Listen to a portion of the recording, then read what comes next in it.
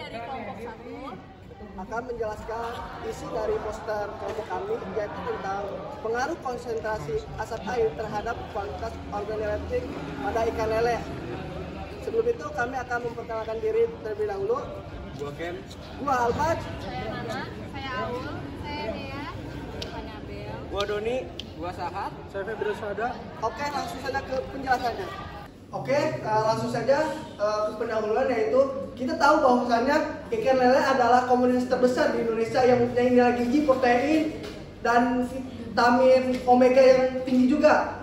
Nah, bahwasanya karena mempunyai vitamin dan protein yang tinggi, si ikan ini mudah rusak. Bagaimana cara kita mengolahnya? Yaitu ada berbagai cara pengolahan yang kami lakukan, yaitu tentang pengasapan, dan ada juga penggaraman, pendelingan juga. Yang kami lakukan yaitu pengasapan, yaitu dengan judul pengaruh konsentrasi asap cair terhadap kualitas organoleptik ikan lele atau disebut SP.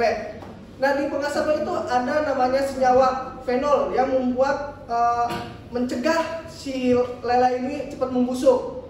Diperkuat lagi oleh Maulid et al. 2022, pengasap ikan merupakan metode yang paling sederhana atau dengan disebut tradisional. Tidak memerlukan peralatan yang canggih ataupun pekerja yang terampil. Pengasapan ikan juga berguna untuk memperpanjang umur simpan si ikan lele itu. Tujuan praktikum pengasapan ikan lele adalah untuk memahami dan menerapkan proses pengasapan sebagai metode pengolahan ikan yang meningkatkan kualitas penampakan, bau, tekstur, dan lainnya. Selanjutnya ada metode penelitian.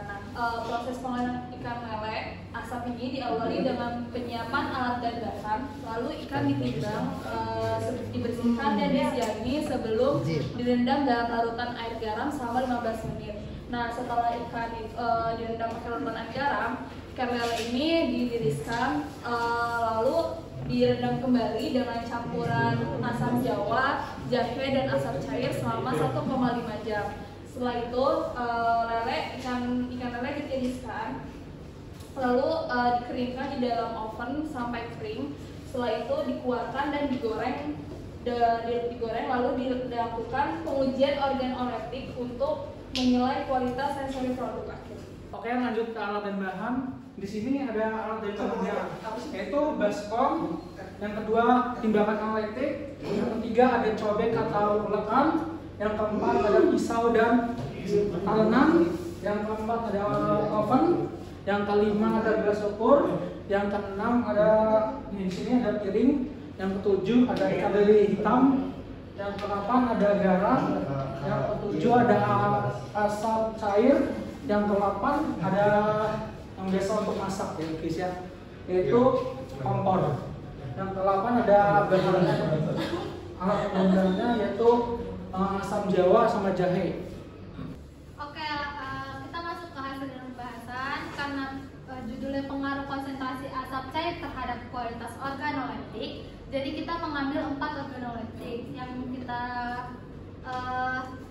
ambil. Ada kenampakan, bau, tekstur, dan rasa. Yang pertama kita bahas kenampakan. Karena pertama kali yang bakal kita lihat dari makanan, semua makanan itu kenampakan. Jadi kenampakan itu penting banget untuk menjadi visual dari sebuah makanan. Di grafik menunjukkan perlakuan B dan C mendapatkan kenampakan nilai tertinggi. Dan selanjutnya disusul dengan perlakuan A dengan 5,54 dan perlakuan B yang terendah 5,2. Maka dari itu kita perlu banget untuk memberikan visual yang terbaik dari makanan kita sendiri. Lanjut ke bau. Nah, selanjutnya ada grafik bau. Pada grafik bau ini perlakuan tertinggi itu pada perlakuan B dan D. Perlakuan B memiliki nilai 5,8 sama halnya dengan D. Dengan standar deviasinya 1530 dan D 1389. Sedangkan perlakuan C memiliki nilai 5,29 dan standar deviasi 1759. Dan perlakuan A memiliki nilai terendah yaitu 5,14 dan standar deviasinya 1417. Selanjutnya ada tekstur. Selanjutnya di sini tekstur ya. Tekstur ini yang paling besar itu didapatkan oleh perlakuan B dan D, yaitu rata-ratanya 6,9 dan yang D itu 5,89. Yang terendah itu ada di perlakuan A dan C itu hampir sama ya, jadi di 5,49 dan 5,57. Nah di sini didapatkan dari hasil ujinya itu teksturnya itu keras dan lembek ya. Dapat disimpulkan kalau semakin tinggi konsentrasi asap cair, semakin keras pula tekstur yang didapatkan. Selanjutnya itu ada grafik rasa. Jadi yang paling tertinggi itu ada di bagian B dengan nilai 5,71. Selanjutnya yang di bagian C itu mendapatkan nilai 5,49. Nah untuk yang paling terendah itu ada di bagian A dengan didapatkan nilai 5,29. Selanjutnya ya pada D didapatkan nilai 5,43. Jadi tuh semakin tinggi angkanya di sini tuh rasanya itu semakin asin karena dia konsentrasi garamnya itu semakin banyak dan konsentrasi asap cairnya juga meningkat. Dan juga kalau misalnya nilainya paling tinggi berarti itu penilaian rasanya paling enak, paling bagus, paling bisa dimakan, paling bisa ditelan. Habis ini ada kesimpulan berdasarkan uji organoleptik sampel B dari ikan lele asap dengan metode pengasapan asap cair menghasilkan nilai tertinggi pada semua parameter kenampakan, aroma, rasa, dan tekstur.